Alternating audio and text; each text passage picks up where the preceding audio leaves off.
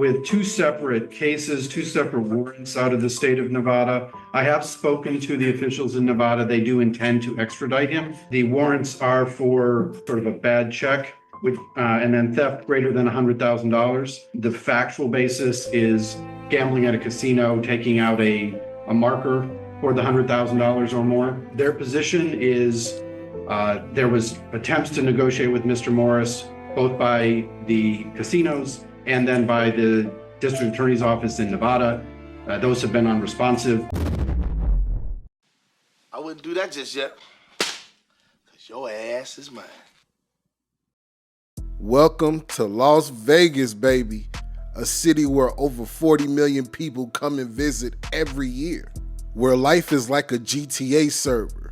You can get rich at a casino, or you could die at a stoplight. Las Vegas is a place where money rules all. When you have money in Las Vegas, there is nothing that you can't do. There is nothing that you can't obtain here. It just has a price. But one thing that you can't do in Las Vegas, and Marcus Morris is starting to learn that lesson.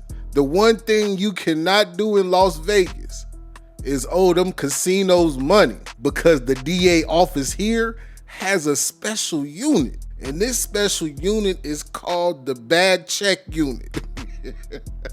They finna come get that money for the casino. Tell them to bring me my money.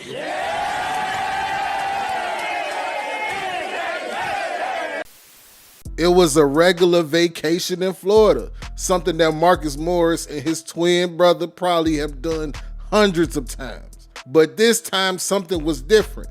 He thought just because he owed the casinos money that they would just sue him in court. But what he actually did was sign a casino marker, which means you gotta open up a casino line of credit. You gotta get approved, and to get approved, they're gonna check your credit score, your financial stability, and your past gambling history. And then once you're approved for the marker, you can take out however much money that you want. But the banks do protect themselves by grabbing your bank account information. Just in case you do try to run off and you don't respond to the letters, they just gonna take the money right out your account. But Marcus Morris did this not only at the MGM, but he spent the block and tried to do it at the Wynn too. Ran off on the floor twice. It seemed like Marcus Morris hit the casinos up, was like, man, work with me, nephew, work with me, work with me.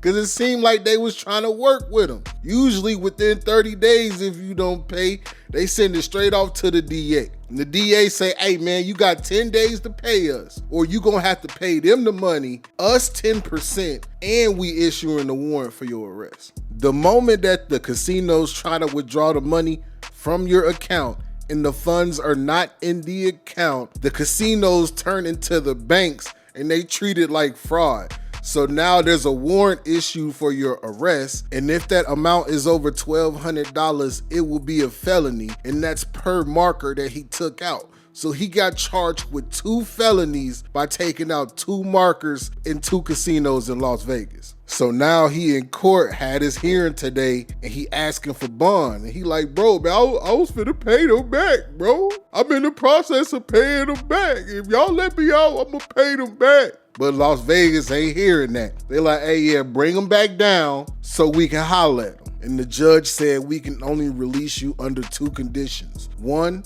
the warrants are withdrawn, or 2, Nevada come and pick you up.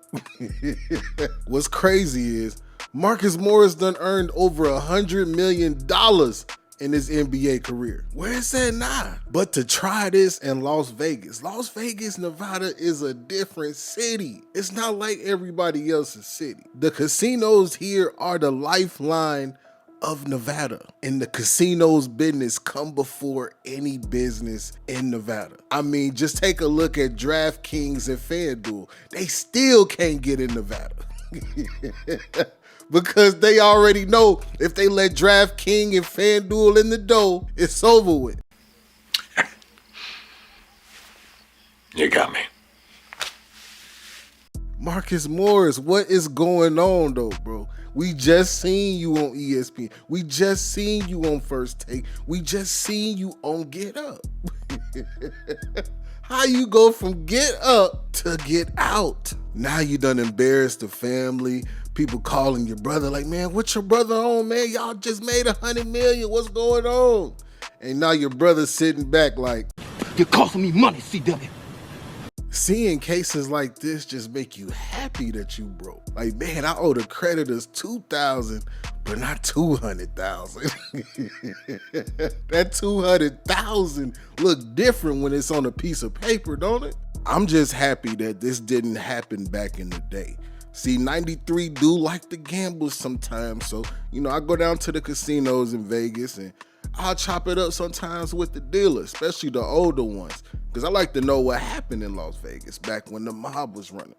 And one of the dealers told me, hey man, back in the day, if you got caught stealing, them boys was taking you out back.